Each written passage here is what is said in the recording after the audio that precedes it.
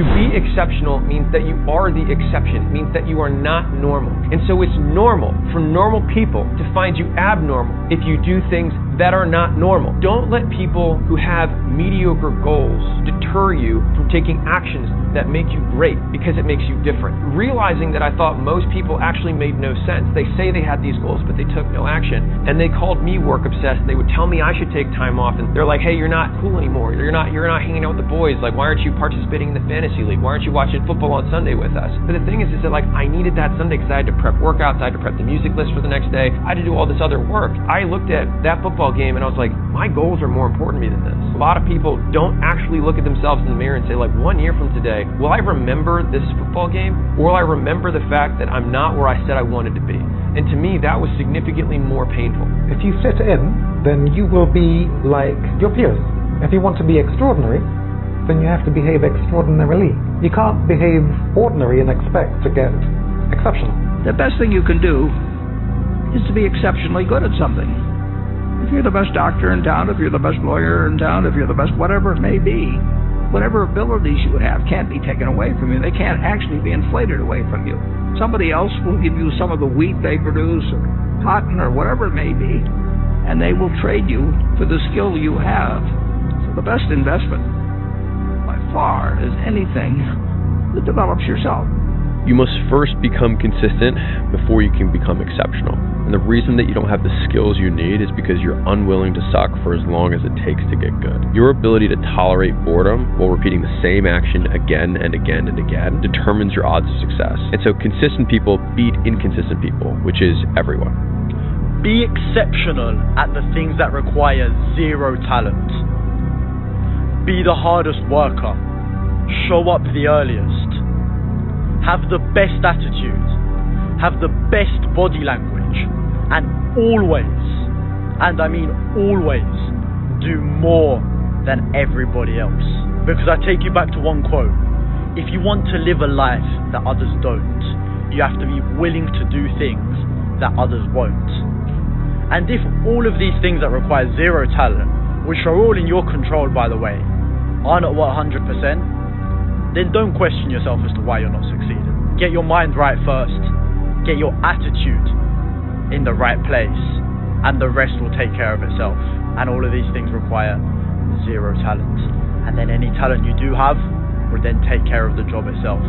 So go, put your shoulders back, get your head up, put a smile on your face, and turn up tomorrow first and ready to work harder than anybody else.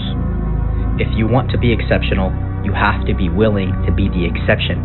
And exceptions are rare by definition. That's why the path feels lonely, misunderstood, and uncomfortable. Most rules won't apply to exceptional people because most rules were written for average lives, average effort, average thinking. Exceptional people break those patterns because following them would keep them ordinary. Being the exception means that you'll be questioned more than you're praised, doubted more than you're supported, watched more closely than you're helped, because when you don't fit the mold, people don't know where to place you. The majority won't understand you, not because you're wrong, but because you're operating outside of their reference point. You're not relatable yet. You're ahead of the curve. Most people aren't ready for this because being exceptional will cost you your comfort. It costs approval. It costs belonging, but it buys freedom, impact, and self-respect. And here's the part most people avoid. If you want an exceptional life, you can't expect common reactions. You'll get resistance. You'll get isolation. You'll get pushback. That's not a sign to stop, though. That's proof that you're not average. So don't wait to be understood. Don't slow down to be accepted. If you want to be exceptional, you have to be okay with being the exception. If you want to be exceptional, you have to be the exception. My grandmother always used to tell me two things. Baby, everything ain't for everybody, and God may put you in a place, but your character may not keep you there. If you spend your time doing the work that 99% of the population will never do, what percentage of the population you think is going to understand you? You will not be like everybody else. From your habits, from your day-to-day in and out activities, to who you surround yourself with, to things you choose to do and not do, all of those need to look completely different from the majority of the population.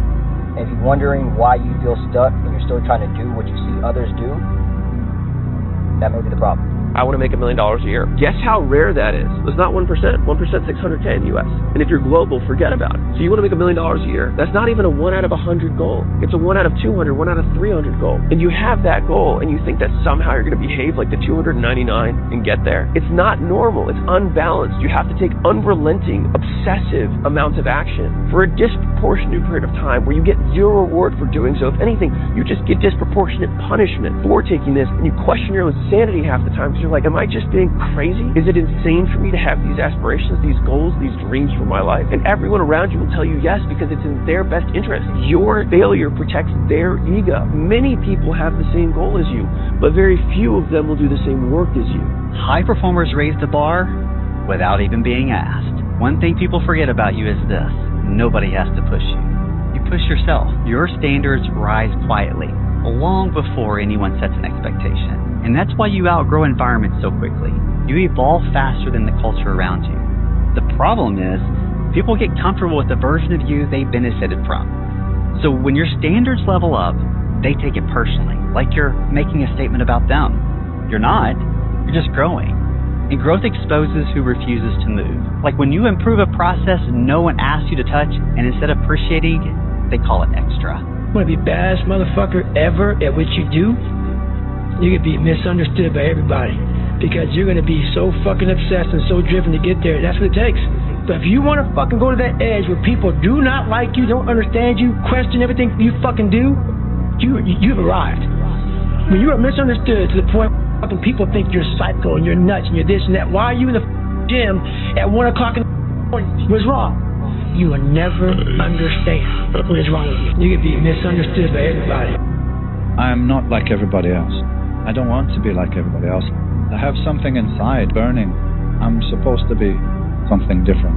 I have to be something different. If you want to be successful, you've got to be 24/7 fully obsessed. There's no in between. You will not reach the level of success that you know you want to reach without that mentality. People will say, oh no, don't stress yourself out. It's all about balance. But let's leave the averaging to the average. If you want to be exceptional, you have to be the exception, the odd one out, the black sheep. You can't be 1 foot in and 1 foot out of your ambition, your dreams, your goals. Because if you're not all in, you don't really want it. It's as simple as that. Some people get safety nets, daddy's money, the family trust fund, a soft landing if they fall. You don't, and that's your advantage. Because when there is no plan B, plan A stops being a wish and starts becoming a promise. The truth is, there is no limit to the lengths a human being can go when they are absolutely driven to achieve a goal. Nothing will stop them. Nothing will delay them. So decide, are you going to balance your way into the middle, or are you going to be so completely, unapologetically obsessed that the world has no choice but to move out of your way? God made you different. Just go be different. You get paid to be different. People pay you to be different. Weird people make money. Regular people don't make money. Regular people make regular money. If God made you exceptional, go be exceptional at whatever it is. That's how you become it. People pay for expertise. They pay for exceptional people. They don't pay regular people. If you focus in on being regular, you're going to have a regular life. There's nothing wrong with that. But if you aspire to something more than regular, you got to go be extraordinary. The difference between ordinary people and extraordinary people is one word: extra. If you put extra on top of ordinary, you become extraordinary. Almost one of the most things that I've learned over time is that almost all truly exceptional and mentally strong people have been through hell. And that's what's painful, is that it takes more effort to start in the beginning, and more people are right about the fact. They're like, hey, you're not going to hit it big. And guess what? A month in, you're not. But they're only measuring on months. I say it all the time. You have to suffer. You have to make that a tattoo on your brain so when that hard time comes again, you don't forget it. It's very few that put themselves through hell when life is great. And every day that you haven't hit it, they're going to feel like they were right. But they're wrong, because they're measuring in days and you're measuring in decades. Why people fall off the wagon so often is because their mind is full of shit. There's no room in that mind for discipline. There's no room for consistency. We are writing our own life story every day, and yet we don't think about it. Who do we want to be? If you want to become really rich, you are going to have to be exceptional.